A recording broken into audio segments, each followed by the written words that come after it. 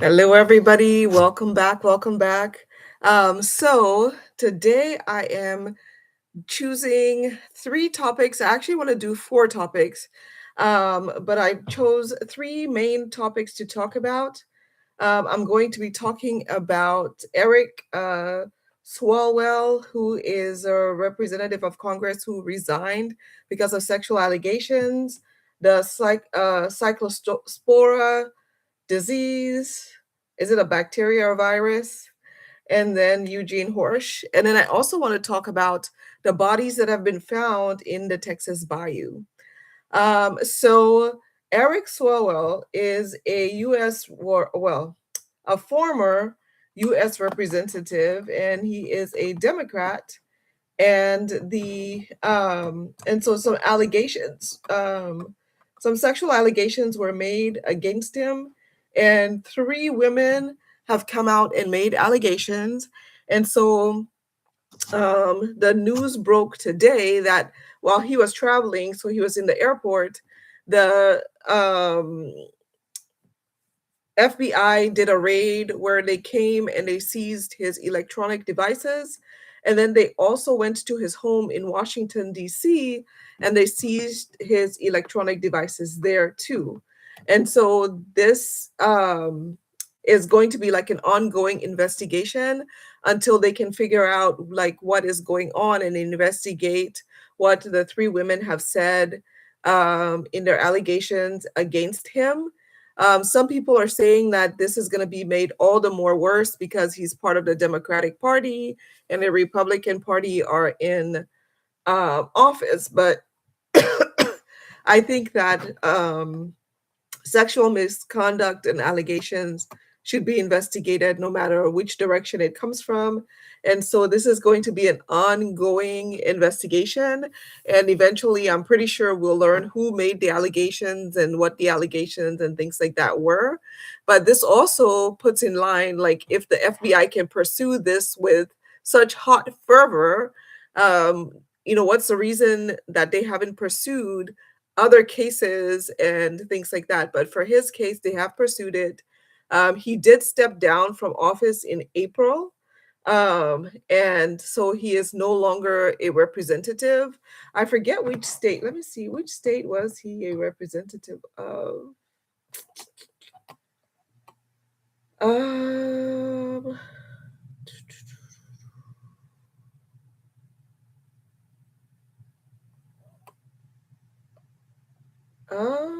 Let me see. Hold on. Let me ask Google.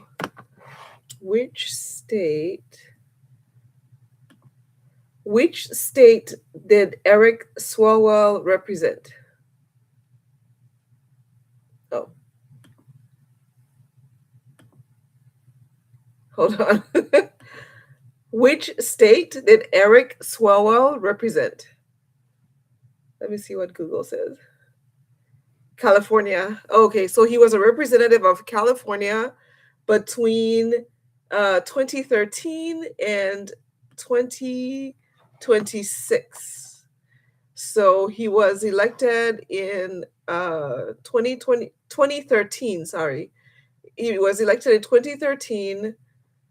His term was supposed to end in 2023, and then he was re-elected again from 2023. And then he, of course, due to the allegations against him, he has stepped down from office in 2026.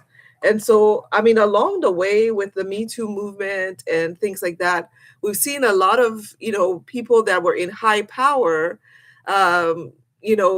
brought down to size because of their misconduct and the things that they did in the past. That happened like in the early, between 2020 to now. There have been a lot of, survivors who have felt more comfortable, more able, and more respected. And therefore, they're starting to come out and say, hey, this person, did these things to me. And I'm glad that the world is listening and it's being investigated. And those investigations, are yielding whatever they yield. And then, the justice system kind of takes note of that and moves forward with it. So we will see what happens with these allegations that have been made against him. He decided to step down just so that the allegations in this investigation doesn't interrupt the flow of the work that needs to be done for the people of California, which I think was a good move on his part, is just to step down and focus on, whatever he and his lawyer are going to be saying and doing. But I'm glad that their investigation is taking place, and the survivors and and his lawyers and everybody will go through the justice system and do the things that need to be done in order to get justice, whichever way it goes. Um, and so I particularly wanted to focus on the Cyclospora parasite because I want to eat my greens. Like I need to eat my greens, y'all. So I have IBS, and so eating my greens actually helped me regulate my stomach and all of the things. And so if you haven't heard of it, which I would be surprised if you haven't heard of it. So it says Cyclospora is an explosive diarrhea parasite that sickens thousands of Americans. And this has been happening this summer. So there have been a lot of recalls of especially greens, and I think it's lettuce specifically. Let me see, that has been recalled. I think it's just any kind of greens and raw vegetables, and things like that that have been recalled, and they're asking people to stay away from them for now until they can figure out how to get this infection under control. Now, from something that I have heard, is that the numbers are trending down as far as the number of people that are being reported as coming into the hospitals and things like that with the virus. So in something like this, if you're wondering, well, how do they know about the numbers? It's somebody presenting to the ER or presenting to their PCP and saying, these are my symptoms. Their symptoms are checked and they're found to have this parasite that makes people have all of these gastric, issues. And then the doctors and the lab would report this to the CDC. And they would say, here, by the end of this week, here are the numbers of people that, have come in and they've been tested positive for this parasite. And that's how they know whether the numbers are increasing or the numbers are decreasing. And as far as I can see, it says that the numbers are decreasing. So it says, let me see. So it says Michigan, the epicenter of the outbreak linked to the tinted lettuce, has reported the lion's share of the U.S. cyclosporosis cases this year, including the 2 deaths. So both people who died had severe underlying health issues, according to the Michigan Department of Health and Human Services. Although cases are continuing to rise in Michigan and other states, there's a promising sign that the diagnoses are slowing down. And so what I'm imagining that is happening is I think they, at this point in time, know how many cases they should be expecting. And since the warning signs have gone out so much, it's going to trend down. There's no other way for it to go because of all the warnings and the precautions and things like that that people have taken.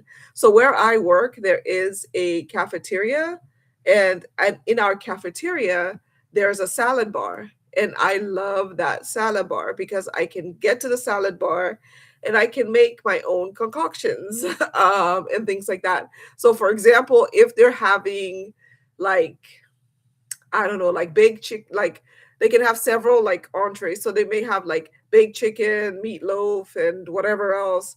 And I don't want to eat like um, just the plain baked chicken. Or they may have like baked chicken, for example. Okay, so here's one scenario. So they'll have like baked chicken, then they would have like oh, it just slipped my mind.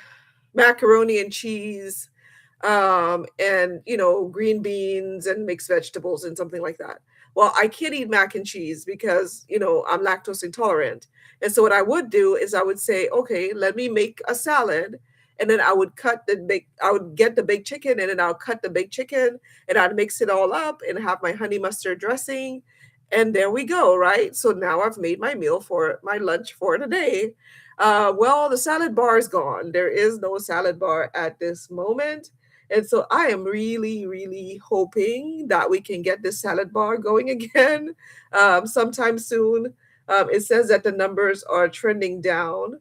So, one of the biggest things that we know with gastric issues, diarrhea, vomiting, and different things like that is the dehydration that can happen with the person that's going through this kind of illness.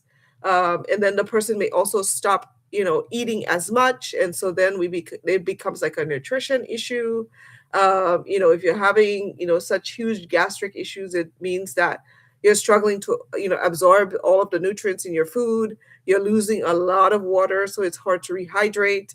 There are all of those extra side symptoms and things that happen because you're going through this gastric issue. So I'm hoping that it will go away soon so that we can get our salad bar again. And I hope that everybody who is presenting to the ER, presenting to their PCP, I hope that they will be okay, because what the hope is that since we know what it is, we can treat it, and we can also treat all of the underlying symptoms that come along with it. The other story that I wanted to talk about was the story of the House of Horrors that has been going on. So Eugene Horsch was arrested with a passenger that had the identification of a totally different woman that had gone missing. So far, 3 women that have gone missing have been identified to be associated with him at some point after the point that they went missing. Um, the other thing that I found out was that his father, R.C. Horsch, he wrote several books, and in one of the books, so the way that the reporter presented it is that he said this was a memoir, um, that he wrote a memoir, and he describes very graphic things that he did to women in the book that he wrote. And the thing that hit me with this is that it says that he frequented Kingston Boulevard or Kingston Street in Philadelphia. And I have recently been watching a series by a gentleman named Emal Lewis. And what he does is, so he says he lives in Kingston. And what he does is he films, so he goes there and he films the epidemic of what drugs are doing to people in that area. And so as he walks around, you can see why it's called Zombie City, is because everybody there is, the people that he's filming on the streets, they've taken crank, they've taken fentanyl, they've taken something, and it makes them freeze in place. It's almost like they just stand in one spot for hours, or they're leaned over and they just are leaned over for several hours, or they're laying on the floor, or just in really awkward positions.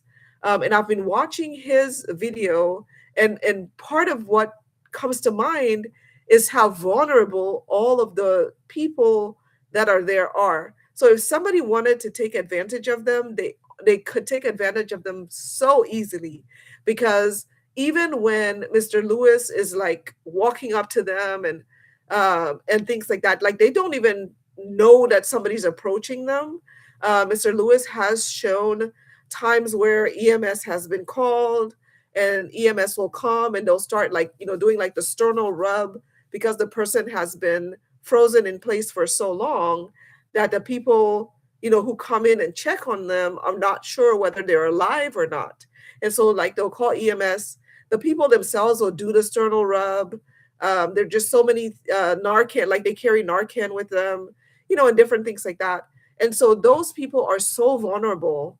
And so if Eugene Horsch's father was frequenting that area and taking advantage of the women, we know that this is going to go so far. Like there's just going to be so much that they dig up based on the videotapes and the things that were in his house. So remember, law enforcement are sifting through about 600,000 um, images and 70,000 videos um, that were found in this home. And so we don't know the length of each video, what the content of each video is. We don't know what's in the pictures or anything like that. They haven't released that information. Eugene Horsch himself is not even under arrest for what's on the videos and in the pictures as of yet. They haven't brought any charges against him for that. The charges against him are for the traffic violations, the fake DEA badge that was found in his car, and also the drug paraphernalia that was found in his car when they pulled him over. So he's not even been charged with any of the other things that we're seeing or hearing right now. And so I'm sure those charges will come to pass, but we haven't even heard anything so far about charges that are related to that. And I mean, this story is it's gonna go on forever. It almost sounds like, because if that's what his dad was doing on that boulevard in particular, every single person there is so vulnerable. Like he could have taken advantage of them. Some people may be missing and nobody knows that they're missing. Some people have just disappeared off the face of the planet, is basically what it's going to be like. Because I'm telling you, if you go to Imal Lewis's page and you watch those videos, you can see the vulnerabilities so quickly. It doesn't take more than 3 seconds of watching that video to see how vulnerable the people are, and how easy it is to take advantage of them and things like that. So this story is going to go so much deeper, and it's going to take law enforcement a long time to uncover everything that has happened so far. So the other story that I wanted to cover was in the Houston Bayou. Let me see if I can pull it up. I've been making some notes.